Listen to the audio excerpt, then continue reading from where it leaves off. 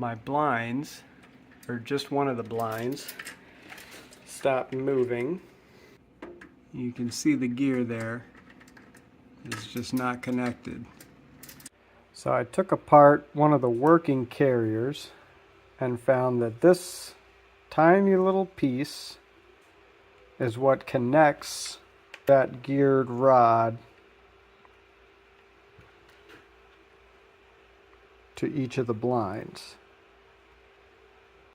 So I drafted up a replacement part, decided to put my 3D printer to the test to see if it could make it. It doesn't mesh correctly. See, now it's turning. End result,